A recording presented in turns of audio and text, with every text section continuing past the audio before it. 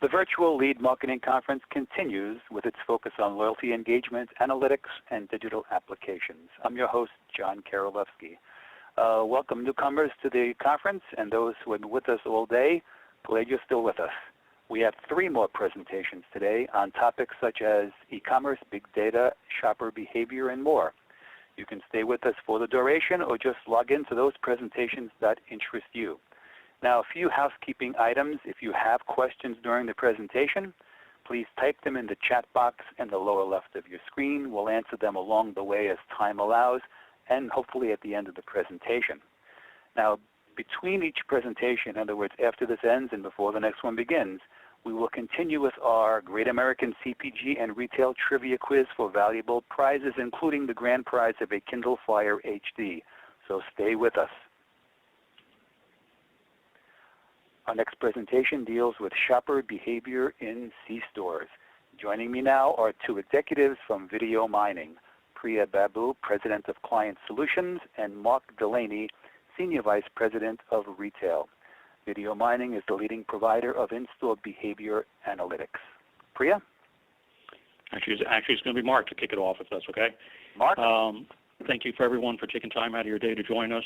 Priya, my colleague, is going to be joining us in a few minutes to cover some of the presentation. If you walk away with one idea that you take action on today, Priya and I will feel like we succeeded. So thank you for taking time out of your busy schedules. When one looks at the C-store industry, there we go.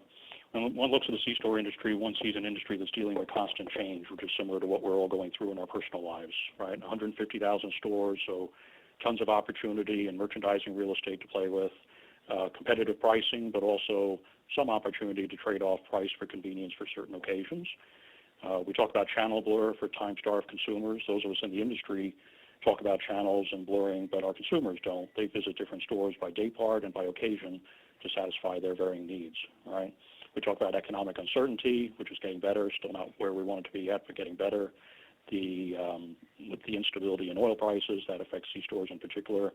We look at things like changing traffic patterns, right? The traditional rush hour is now being impacted by varying work hours, people working from home remotely, and this certainly impacts C-stores in particular as well. Trend towards healthier eating and green packaging, we see this everywhere, and it's being felt hard by organizations like McDonald's, who seem to be more focused on cost cutting than producing, what I'll call healthier options. We see things like declining tobacco sales, right? CVS, we saw recently, took a stand on this, and I think while it may take some time, the impact is certainly going to be felt in the C-store industry as well. We see restaurants that are offering easier takeout options, such as delivery to car and that sort of thing. We see C-stores in particular experimenting with things such as drive-thrus and dramatically increasing their made-to-order options. We see credit card processing fees, and just overall the cost of finding the right location and building out new stores as being something that particularly impacts the convenience store industry. And then lastly, what's the right footprint for the store? How quickly can I address the consumer's needs while providing enough assortment to satisfy them? So the speed of change is ever increasing within the C-store industry. When you look at grocery, and C-stores, in particular, are very well poised to take advantage of this because, the footprints are fairly small, right? We talk about the grab-and-go concept, and C-store assortments typically have a higher percentage of things such as DSD products, which enables them to change their assortment fairly quickly. When you look at the grocery industry, though, you look at, smaller footprint of stores, but bigger stores, right? Approximately 40,000 with consolidation continuing. Also on the manufacturer side as well, we heard earlier in the week the Ahold and Delhaize, right, potential merge. We just recently saw Heinz and Kraft, so a lot of change going on with that industry. We see center store categories continue to struggle as the trend towards healthier eating continues.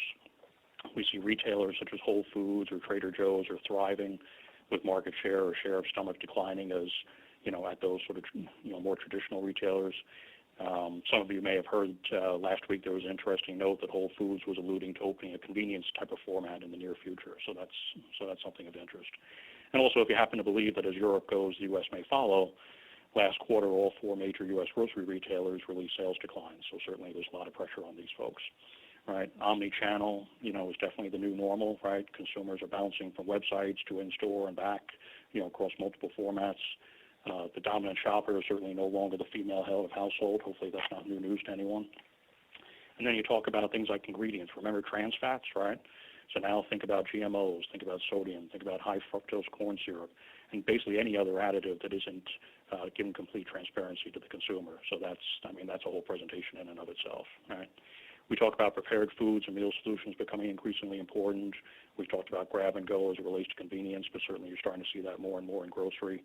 And then you talk about club stores. Club stores are taking, or impacting many of these center store categories because they're taking consumers out of categories for potentially months as they sort of pantry load within the C-store channel. So again, speed of change ever increasing.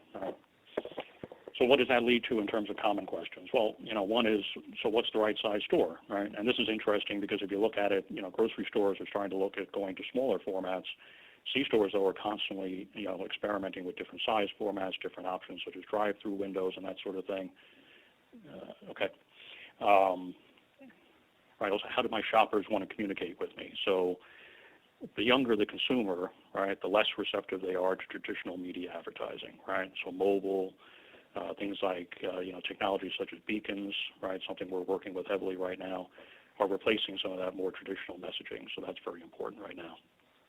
How important are national brands, right? So after this recession, we took a lot of people out of national brands and put them into private label. So, how important are national brands as it relates to the assortment within the store? And then how transparent do I need to be? My answer would be very, because it's almost impossible these days in this digital world to keep anything close to the vest. How can I keep shoppers in the store longer? All right, the irony is here. Think about the trend a couple of years ago towards more and more self-checkout. But yet, from a merchandising perspective, we continue to try to put obstacles in the aisles and in the store to slow consumers down and try to get their attention. So that's an interesting one. And then what's the appropriate mix of organic and healthy? All right, things like natural, reward myself. Reward myself is a great example of an occasion that we want to cater to, and something Priya is going to talk to a lot more in a few minutes. And then is my marketing message consistent, right? So in-store, online, social media, all right, is that consistent across all the various touch points that my consumers are getting to me via? How do I embrace new shoppers without alienating existing ones? We live today in probably the most ethnically and lifestyle diverse time period that, our parents have, probably never even imagined. So it's very difficult and a constant challenge for retailers and manufacturers to attract some of these new groupings without sort of alienating the other ones at the same time. How do I leverage, and we'll talk about this more in a few minutes, how do I leverage suppliers' knowledge, right, without relinquishing control of my, of my retail store? And we'll get into that a little bit more in a couple of minutes. Things like end caps, do secondary, or end cap displays really work, or are they simply preventing shoppers from visiting the shelf? So that's, so those are some of the common questions that sort of span convenience and grocery. In addition to all of that, as consumers become more and more ethnically diverse, they're becoming more and more swayed by things such as local alternatives. So think about things like farmers markets and food co-ops that have cropped up within the last few years. So the whole concept of sort of mass-produced is being somewhat shunned by many consumers. So what does that lead to in terms of a retail strategy? Well, PepsiCo's CEO said it best a couple of weeks ago. She said, quote, "We have never seen the consumer as confused as they are today," right? So this hyper-connected sort of millions of options lifestyle that we all live with now, still results in, despite the efforts of Jeff Bezos and his drones, the majority of decisions still being made in store, right? Store-level efforts are still, and for the foreseeable future, the key to success. And we at VideoMining strongly believe that providing a view into the in-store activities of the shopper or in-store actions of the shopper is really what makes the difference between, a well-scripted PowerPoint in a conference room somewhere versus executing on the sales floor of a retailer. The best research in the world will not or does not pay dividends until it impacts the behavior of a shopper. And that's the same whether it means for the manufacturer or for the retailer. And one more point there. At the end of the day, you still go into a store to meet a need, right? And those needs can be grouped together to form an occasion, which is what we're going to talk about in quite a bit more detail in a moment. So while we focus primarily on the in-store portion of shopper behavior, we at VideoMining, we're an insights provider versus a data provider. So we work very hard to integrate or work with as many other sources of data as we possibly can to examine the true path to purchase. So whether it be point-of-sale data that we collect from our retailer partners, whether it be loyalty data, whether it be primary research, et cetera, the goal is for us to provide that 360-degree view of the shopper, a holistic view of the shopper, if you will. And one of the outputs of our research is what we call our convenience mega study. And this is something that our participating retailers place a lot of value in. This enables them to view things not only such as path to purchase, but it also allows them to look at things like forecourt activity and display effectiveness. So, for C-store retailers in particular, the whole issue of trying to get the consumer from the pump where they're swiping their credit card to purchase gas and actually come into the store to make a purchase, or even just look at what's in the store, that's one of their biggest challenges, and that's something we spend a lot of time working with our retailer partners on. So we're going into right now our 7th year of data collection, and one of the biggest benefits of this research brings is for the ability of for our manufacturer clients to work directly with our retailers to test and to evaluate the results of different programs and initiatives, and we're very fortunate to be able to call some of the largest CPG manufacturers clients of ours. So how do we do some of this? So technology is what enables observation, right? So we leverage patented in-store technology to look at a variety of different things, ranging from demographics to store shopping patterns to shopper activity around the shelf and displays, nearly everything you might want to know about the actual shopper behavior or shopping behavior of your consumers. We utilize a range of different sensing options, including video, Wi-Fi, beacon, and GPS technology, right, in order to get a glimpse of this true sort of path to purchase phenomena. Oops, I'm sorry. So here, for example, here's a clip of consumers who are shopping in a convenience store. So this could be an example of a thirst occasion, if you will. All right, you can glean a tremendous amount of insight into, for instance, how shoppers interact with the shelf, how they interact with displays. You see even that little floor sticker that's in front of one of the cooler doors. How effective is that in terms of getting attention? Do they pick up on signage? Do they react to it? Are they having a problem shopping the category or one of these cooler doors? Are there obstacles to the purchase, right? What other items are they purchasing? What other items are they looking at?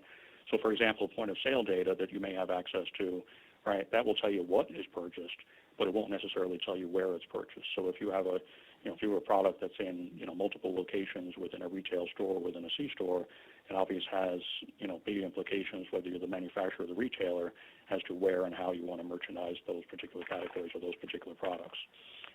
So this is true, if you will, path to purchase information. And if you use the analogy of professional sports, it's hard to argue with live recordings. And this, both our retailers and our manufacturer partners find this to be tremendously beneficial. So here, this illustrates in a slightly different way. I want to just get this to play. Okay, yep. So this illustrates, is this going to play for me here? Oh, there we go. So this illustrates the complete trip of a shopper within a store. So looking at it strictly from a navigation standpoint, and certainly viewing it by time of day, one can see where consumers are going, right, where they're interacting with certain categories or certain areas of the store. And this obviously has tremendous implications on things like store design, layout, merchandising strategies, and that sort of thing. So here, for example, you see most of the traffic within here going over towards the coffee area, towards fountain drinks and that sort of thing. So one could surmise that this is more of a breakfast type of occasion.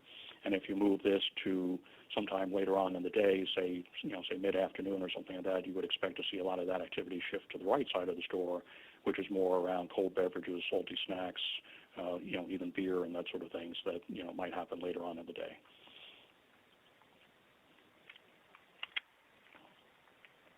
This is the same sort of thing except from a different day part, right? So now you start to see different activity within the store. So here, as I mentioned, this might be later in the afternoon. This looks at beverages. This looks at salty snacks, candy, gum, mints, that sort of thing. So again, so this is a different occasion. Breakfast was the occasion in the previous one. This might be more an afternoon, more of an after-work type of occasion. And obviously this, impacts everything from staffing to store layout to merchandising to displays, et cetera, et cetera. We also look at, using another tool, we look at heat maps. So heat maps are just another tool that we use to analyze shopper behavior. So if you look at the red areas, the red areas will indicate higher traffic, and the blue areas less trafficked area. So this one just looks at traffic within the store. We're going to see one looking at shopping in a moment, but you can see that obviously there's a lot of a lot of activity around the entrance and the front counter of the store, around the checkout. But there's a lot of traffic over by fountain drinks, food service, not so much over by the right side of the store. So again, you might surmise that this is a morning type of occasion, probably breakfast or that sort of thing. Then we look at this one, which is a little bit different, a slightly different store layout, slightly different of a heat map. So this looks like more activity around coffee and hot beverages, a little bit more around food service, a little bit less around snacks on the right-hand side of the store. So again, this is what you can use to look at things like store layout, look at store design, look at displays, merchandising, and so this is just another tool that we use to look at that traffic and where it makes sense.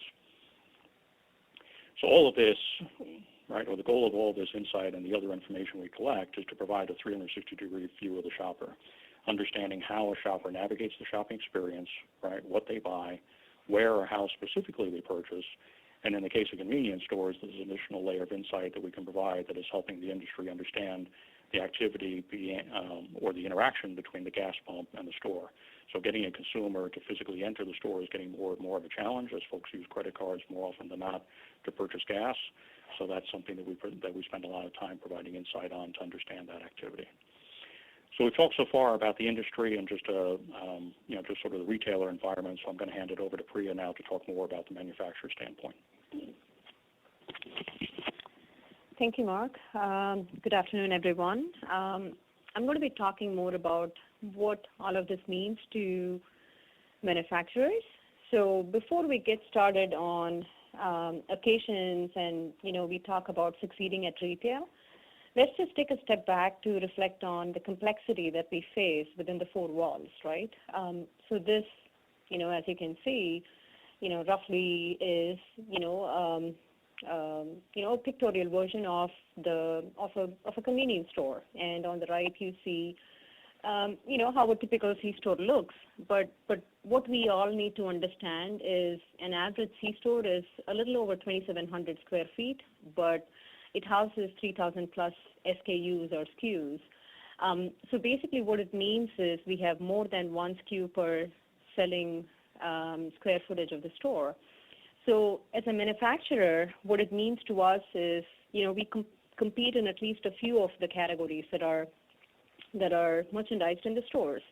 And every week we keep fighting for space in one of the end caps, the displays, or front end to make sure the products stand out and get into shoppers' basket. But what we don't know is if the additional displays or even the primary aisle gondolas, resonate with shoppers, whether they resonate with their shopping needs and the different occasions. It's very, very important now because, as we know, shoppers are always connected, and as Mark alluded to, they have more of an omni-channel view. So it's more about always being on the go, being connected, and constantly looking for different things. And more importantly, they are on different missions. So to be successful, we have to start thinking like a shopper or seeing the retail space from a shopper's lens. So why is understanding the shopper and the shopping process even more important in C-stores?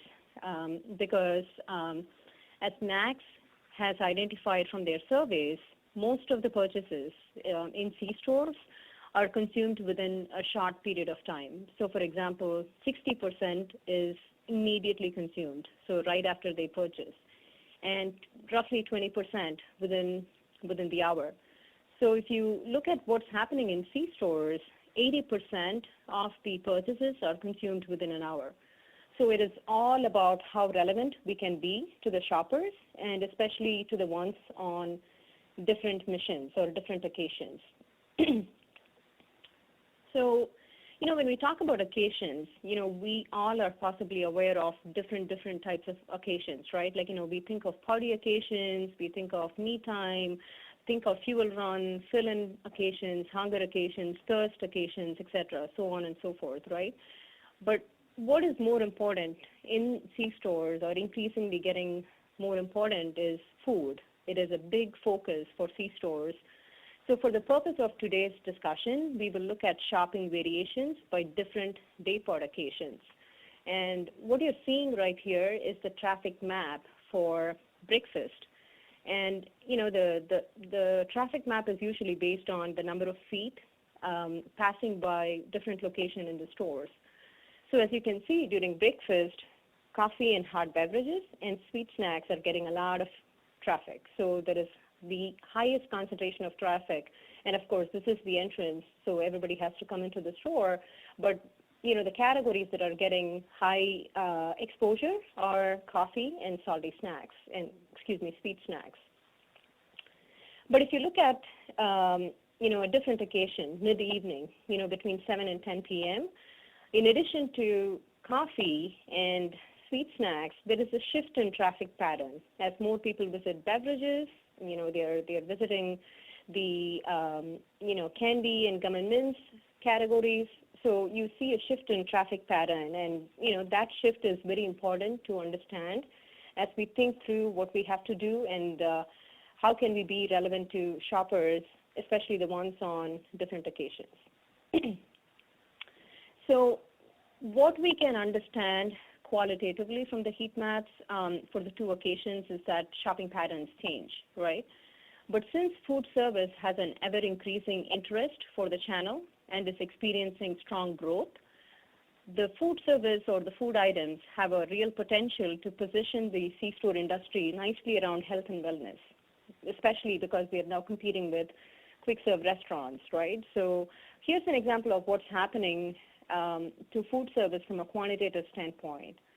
But let me first explain the chart and then discuss what it means to us as manufacturers, what are the implications, and what can we do to really leverage and cater to the occasions of different shoppers. So, talking about the chart itself, the yellow bars actually represent the store traffic. So the number of people that walk into the store during different time of the day, right? So as you can see, it is fairly consistent throughout the day.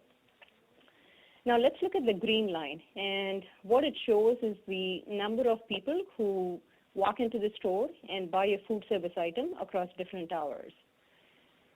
On the contrary, the red line actually shows the number of people who shop a food service item but actually walk away without making a purchase. So as you can see, from 1 p.m. onwards, the number of buyers actually decline, right? While the number of non-buyers, these are the people that shop a food service item but walk away without making a purchase, that keeps increasing. So, and why? Because, clearly the other meal occasion needs are not being met. So this is the shopper leakage. This is one of the big conclusions of the mega study that Mark was talking about. So basically what is becoming more and more important now is to understand what is happening in the store, what is happening to each of the categories in the store, and how do things vary when people are on different missions. Now let's look at some evidence to understand the reason for shopper leakage. So as you can see from this video clip, it is just showing shoppers that are on different, occasions shopping the sweet snacks area and the coffee area, but walking away empty-handed. So they're shopping, they are engaging with the products, but they're walking away. And despite the messages to highlight the freshness of coffee and donuts here, shoppers are not convinced. Possibly maybe because of low stock for donuts or for sweet snacks here. And here's another example. So, this shopper on the far left corner here, she is shopping the Roller Grill, and as you can see, it is after 1:30 in the afternoon, and she's shopping not just once, but she's coming in to look at it again, having a second look before getting convinced that it's probably not the quality of food that she's looking for. And so we all know operational issues in keeping high stocks is non-trivial, but it is challenging to meet the needs of shoppers on different occasions. So what we're seeing here, from a pictorial representation is that the Roller Grill has low stock, starting from noon, and it keeps declining. Unfortunately, some of the highlights are hiding the roller wheel itself, but basically the stock levels keep decreasing as the day progresses. Clearly, we are not meeting the needs of shoppers and not merchandising to different shopper occasions. So as Mark alluded to, consumers are more confused now than they were a few years back.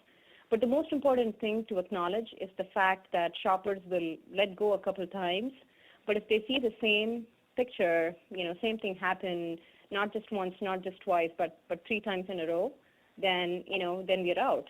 So basically, we are going to get some, some chances, but if we don't utilize it, we are going to lose the shopper, and possibly, they may not even be coming back to the same store, so it's going to have an impact on not just the brand, but also to the store as well. So in order to retain shoppers and cater to the ones on different occasions, we need to first understand which occasions are we catering to, and more importantly, understanding the role of the categories that we play in. And secondly, we need to understand who the shopper is, what is their consideration set, and last but not the least, how can we address their needs and capitalize on the occasions. So the first step in catering to an occasion, before I get to the slide here and talk about the charts and the data points behind, so the first step in catering to an occasion starts with digging deeper into the behavior of shoppers and how it varies across occasions. So what we are looking at here is the role of each product location, whether it is a front end or an end cap, or what we're calling as displays here is the primary location or the gondola, so to speak, for a category. So let's first look at the numbers on the charts here, and I'll give you some background into what these numbers mean so we can all be aligned. But basically the green bar shows the number of people out of 100 store visitors that get exposed to a particular location. So out of 100 people, how many get exposed to front end? And the blue bar actually gives you an understanding of the number of people who get shopped, who shop the location out of 100 store visitors. And the white bar actually gives you the number of people who finally end up making a purchase from that location. And the numbers to the left are basically indices comparing each location's numbers to total store category averages. So what we are seeing is that during breakfast, the end cap gets high exposure, meaning it has a lot more people that walk in front of the end cap, but displays actually get the number of buyers. So potentially, the end caps could be capturing the exposure of the shoppers and moving them into the aisle, or the gondola displays to make a purchase. So that's for breakfast. If you take the same locations and look at it from a different occasion, mid-evening, sort of the 7 to 10 p.m. Occasion, look at it that way, front end, these are the displays that are closer to the checkout area, that gets higher traffic. But again, the displays or the gondolas actually get more buyers.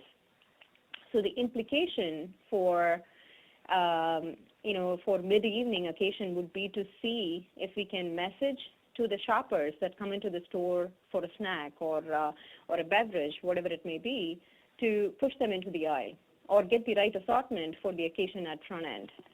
And, which we all know is a little harder, right, like from an operational standpoint. So we know that there are a lot of operational issues involved with having the right assortment in each location.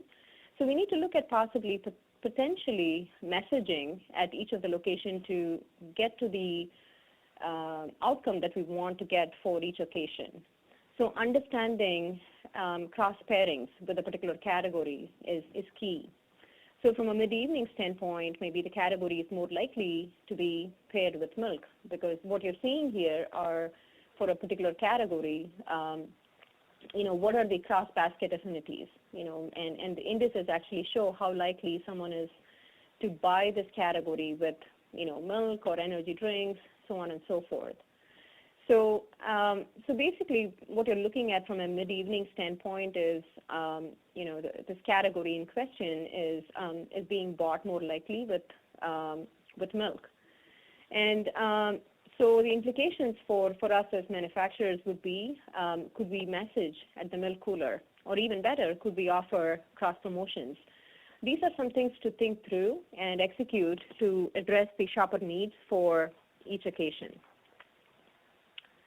But most importantly, so as part of the digging deeper into the decision process, we need to understand, basically who is shopping by occasion. So who are the shoppers for each of the occasions, whether it is breakfast, lunch, after work, mid-evening, whatever it may be. And what's in their basket? Where are they shopping from? And more importantly, understand the similarities and differences across missions or occasions. So we need to create a profile of shopper by occasions, and because it's all about understanding the in-store decision process. And more importantly, we need to dig deeper to identify the decision process for discovering hidden opportunities.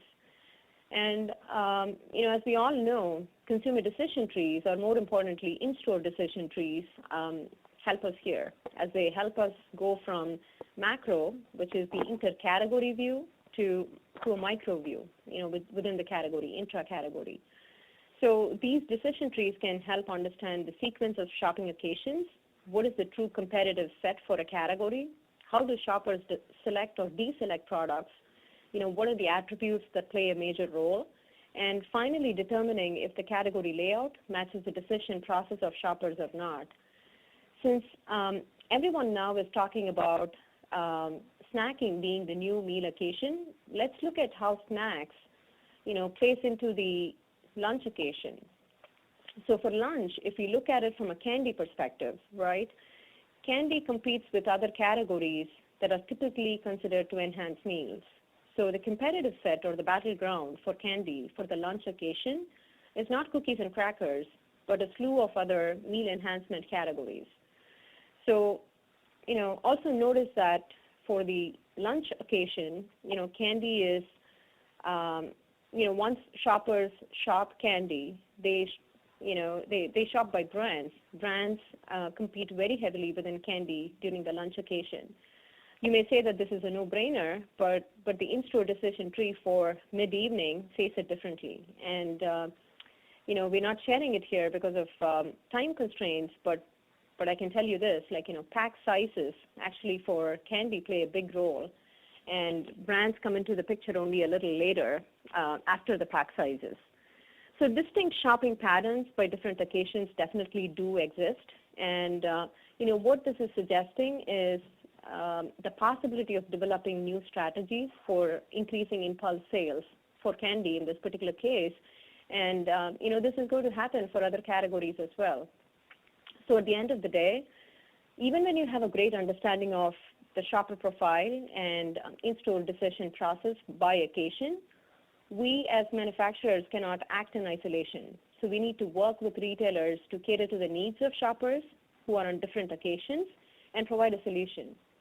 So, to help us get a better understanding of the manufacturer-retailer partnership, here is Mark. So all of this sounds very easy, right? Very easy to implement, very easy to get our heads around, and the answer is no, it's not, right? So the key is that, I don't think at any point, at least as long as I've been involved with the industry, has the CPG retailer partnership become more and more critical, and this applies to both grocery stores and more specifically to convenience stores.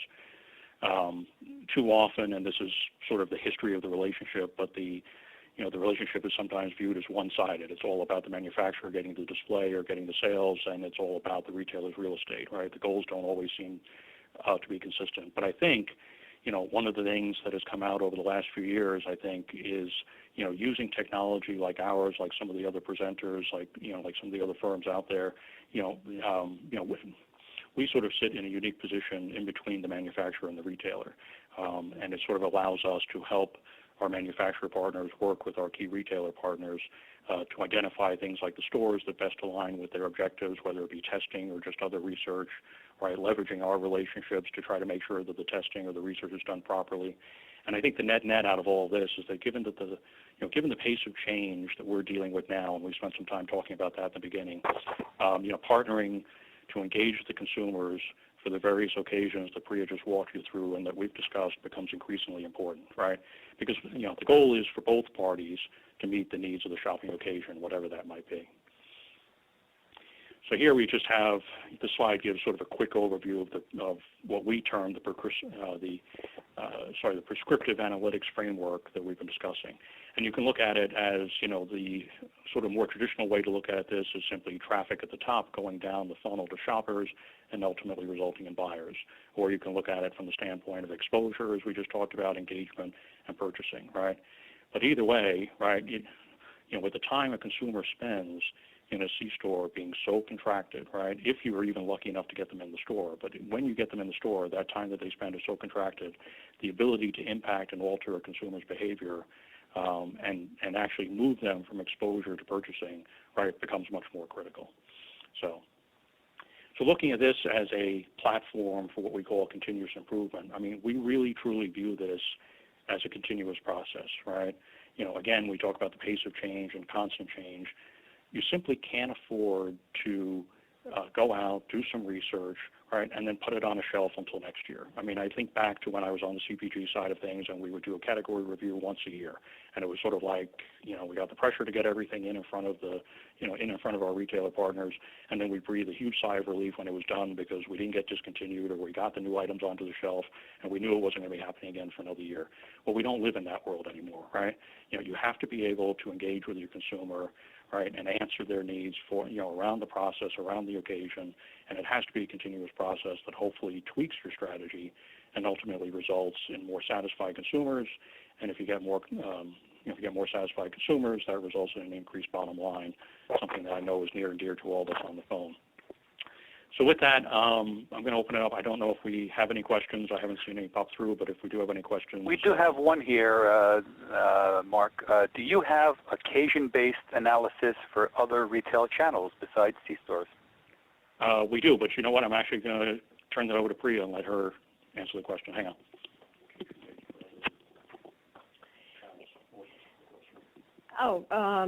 Can you repeat the question, please? Sure. Do you have occasion-based analysis for other retail channels other than C-stores?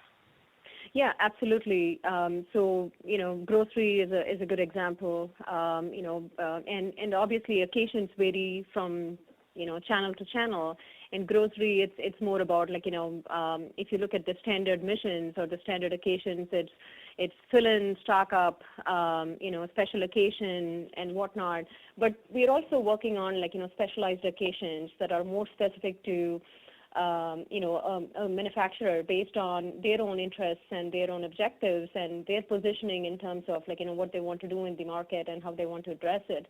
So long story short, yes, we do have occasion-based behavior analysis for other channels, but it is customized from manufacturer to manufacturer based on what they are interested in understanding and how they want to look at shopper from their point of view. Okay, Priya and Mark, thank you very much.